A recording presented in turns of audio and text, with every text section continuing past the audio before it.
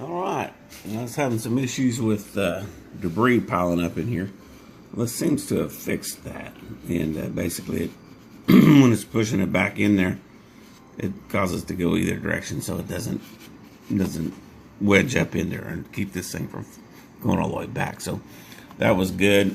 I was looking at the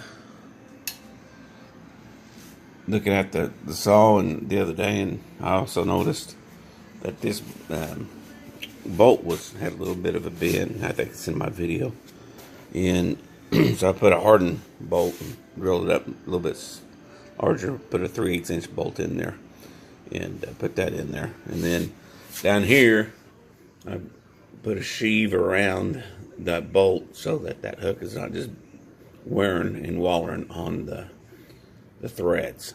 So that should last longer than the other deal. This hadn't broken or anything, but I just thought, well, it's just a matter of time with it going up and down, because it's like, file rubbing back and forth. So everything else seems to be holding up good. I didn't really think about that gap there, but it seems to be holding up all right. And this thing right here, that's welded solid, so that plastic welds, it's been bumped many times. What happened when I broke that is I was pushing this, and I had a piece of chunk about a foot wide, a foot long, and it got in there and it got against the sled in between that, and there we are. So anyway, that's some of the good old things that happened to us. But the set on these teeth, yeah, it's got a lot more set in it. And that made that blade cut up like not a brand new one, but really good. And I didn't mention that this on the back side, where this has got up against the steel barrel, this thing here has got it's almost like a card scraper burnishing right here on the back side. And I was watching one video where the guy was digging a file and was trying to file that off. That's some hard steel. Even my files, it doesn't, the files don't hardly do anything to it, and so it really surprised me how hard that steel was. But anyway, that's where we're going to. Mr. Back over here is doing good. Of course, it's always one of them things you think, I wish I had painted it before I bolted it up there, but yeah, I'm not too much on what my shop looks like inside, as long as it's got good function. But anyway, that's doing good. The only time I ever get any dust down here now is whenever I don't forget to turn the thing on, and of course you'll get dust all over the place, the air and everything when that happens. But I haven't even cleaned this since I installed that. But for the biggest part, doing a real good job. Just get a little bit around it, but not too bad.